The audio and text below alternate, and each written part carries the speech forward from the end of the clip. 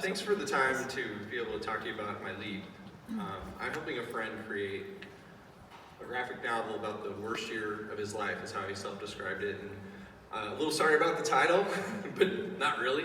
It was an effed up year for my friend. He, on top of turning 40, which came with its own set of existential crises and thoughts, he broke up with his longtime girlfriend. He had to move, had another failed relationship, really struggled to find work, and a bunch of other stuff. But at the end of that year, he was diagnosed with pancreatic cancer. It was a year in which he kept trying to get up on that horse and just kept falling off. Now, this book that he wrote was 246 pages. He thumbnailed, which is like these little drawings, what he tended to do with the pages. Thumbnailed 20 of those pages, and he completely drew and inked one page. That's the page you see there on the right. Now, the first time I met Ed was at my 31st birthday party when he showed up dressed like me. And that wasn't a theme of the party, that was just something he did, and that was the first time we ever met. But that's just the kind of guy Ed was. Ed was all about creating memories with friends and making things a little extra special. He always put in that little bit of extra effort. I say that was the first time we met because we already knew each other. I'm in the art community in Chicago, and so is he. I run a figure drawing group. This is where this picture was taken. He would attend those. He had a comic creators group, a bunch of other groups. Just things to get together with creative people and do cool stuff. That was what he liked to do the most. Ed loved to draw comics, and he was really good at them. Here's a couple examples of his work. He had a really great series of comics called Chrome and Dust. He did a bunch of fan artwork. As a friend, this was really great to have as a collaborative partner, talk about projects we were interested in. We were very, very alike and things like that. Like I said, he loved to draw comics, but he really focused again on like groups of friends, things that he could do with large amounts of people and really create memories together. What you're seeing up there are pictures of cosplay groups, karaoke groups, drawing groups, and he even drew a comic about karaoke. Even after he was diagnosed with cancer, he kept drawing comics to show all of his friends what he was going through. And these were really scary comics. They dealt with very real things that he was going through. Brushes with death, the science of cancer. He really took the time to teach us what that meant. Every time he would post one of these, obviously there'd be an outpouring of support, but Ed was really brave. He just showed us what it meant to be brave in the face of a very hard situation. All I can do is go through with it. It's all any of us can do. This is a panel from one of those comics, and it's a button that I wear, and a lot of his friends wear that are working on this project to finish this comic book that Ed's not going to be able to finish. Ed always wanted to focus on the good stuff. He never wanted to focus on the bad stuff. So even when I'd run into him in person and I'd want to ask about everything, he would change the subject to something that was more pleasant to talk about. And it's not because he was not aware of what was going on, but again, Ed wanted to make sure that our memories were good memories. The last time I talked to Ed, he was helping me get together a costume for an event I was going to, and we were talking about whether or not Mad Max was a good movie or not. We knew the situation was heavy, but is the new Mad Max movie really part of canon, or is it something else? I don't know. It was a big discussion about that.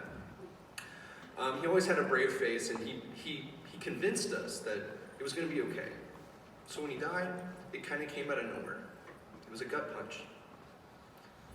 The day after he died, there was a vigil, and this picture was actually taken in my backyard. And this wasn't like an official vigil. This was just a post that went out on Facebook that day that said, "Hey guys, what just happened is really heavy. Let's get together and hug." So we did. And it was at this, it was at this event that I learned about the book. And I also learned from his really good friend that it was pretty much just a Word document, sitting on a hard drive, a couple thumbnail drawings, and a couple pages, that had been sort of sketched out. But that was it. And the people you're seeing in this backyard here, not only were really good friends of his, but many of them were also in the art community, and it was just a plan that just blossomed out of the group. It wasn't like there was a lot of debate. it was like, wow, there's this half-finished project by our really good friend, and it's an important project. It's got to be done. And no one of us could do it. 246 pages is very daunting to draw. Ed had to put it aside to focus on recovery, and we were going to finish it one way or another. So I already knew what my leap was going to be when I went into it. The leaps process was incredibly helpful to help me frame out how to think about it and break it up into digestible sections. But I knew what I was going to do. But what surprised me was the leap helped me realize why I was going to do it. Like I said, there was a lot of people around Ed, and a lot of them are really qualified to do this kind of work. Why me? And I realized it was because Ed's a mirror for someone like myself and many of his friends. When we create, we want to know that it means something, especially when we pour our heart into it. And this book was written at a very hard time in his life, and it was important that it be done. I would want it done for me, and anybody else who's working on this feels the same way. So it's deeper than just the surface reasons of, it's a friend, we're going to get a thing done, and it's fun to do. It had really heartfelt meaning to get it done as well. Now, I'm a good artist, but that's not really what this was about. I needed a lot of help. This is a group of people that were really close to Ed, and I took this photo. I just remembered to take a photo at an organizing meeting, and despite appearances, we're actually very serious about getting this work done. Sitting around that table are all sorts of people gifted in different ways. The guy that is also bearded and with the glasses is a writer. My wife is sitting across the table. She's really good at helping organize large groups of people and information. So we've been working together to try to figure out how to tackle this. It started with a post, and the post went on all of those art groups I told you about on Facebook. Just, hey guys, we need artists to help pull this together. And at the time, we didn't know how many we were going to get to help. We were like, if it's 4 people, we're going to make it with 4 people. 128 artists raised their hand and said, I'm in. More artists said they were in, but 128 actually signed releases for the art they'd be creating, and 100% committed themselves to whatever they needed to do to make sure this project came through. 128. So, we broke up the script in digestible sections. We assigned artists to each one of those sections. I may or may not have used office supplies to create these printouts. Thank you, Leaps. But we laid them out, and we laid out the artwork. These are all samples of different artists' artwork on top of them. We laid them out, made sure there was a certain harmony to this, and we made these assignments. We passed them out.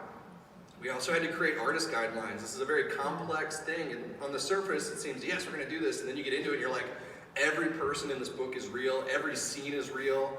There needs to be some sort of consistency when 128 people are working on something. We need to make sure that there's some cohesiveness, so there was a lot of energy and time put into the setup of this. Like I said, these were real moments that we shared with our friend. Ed is Joey Ramone up there in the top right-hand corner. But a lot of these moments from the book were pulled from real life. This is a panel from one of my pages. And like I said, there was all real people in the book. That meant 90 character sheets. Character sheets are these one sheets that we make that show what a character looks like and what they're wearing and generally what they look like. And to have consistency in the book, we had to create 90 of them. That picture that you see there on the left is a group of artists working at my house to create those. We made them basically in a day. There's also an artist group. This is a private group on Facebook that artists can talk to each other, show each other their drawings and say, is this working? I tried this, what do you think of that? What kind of phone did Ed have? What kind of shoes did he wear? It's so collaborative. It fills my soul every day. Because again, this is all free work. This is coming from the heart from every single one of us that's working on this project.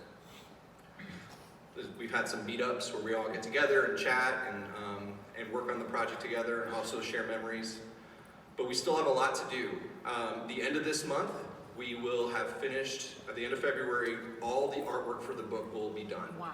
It's trickling in right now. If you ever see me in the hallways and you want to talk about this and see stuff, I will show you and talk your ear off about it. I have lots of things to show.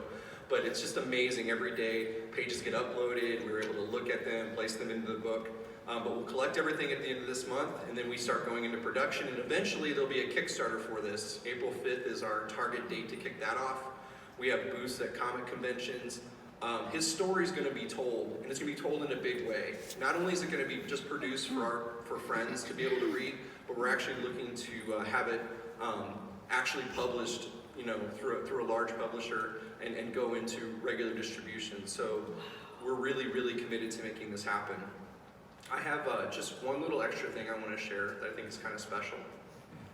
This is how Ed drew himself. We had a lot of reference because Ed drew a lot of comics. Notice his little dot eyes and his way of approaching his expressions. Now, like I said, there's 128 artists drawing this book, and every one of them, almost without exception, will draw him in their scenes. It's a book about Ed. But we all draw him as he portrayed himself. So no matter how the rest of that page or style goes, no matter how everybody else is drawn, or the scenery or anything, Ed will remain constant. And this is important because Ed was the one that was supposed to draw this. This way we can feel like Ed's always there in a project that was very special to him, and we feel his presence too. If you want to follow along, there is an Instagram handle there at the bottom. I didn't forget the U. Turns out you can't put that word in an Instagram handle. So please follow along. There's a lot of updates. We're live streaming this presentation right now, but I'm very excited about this, and I can't thank Blue Chip enough for helping me realize this for my friend.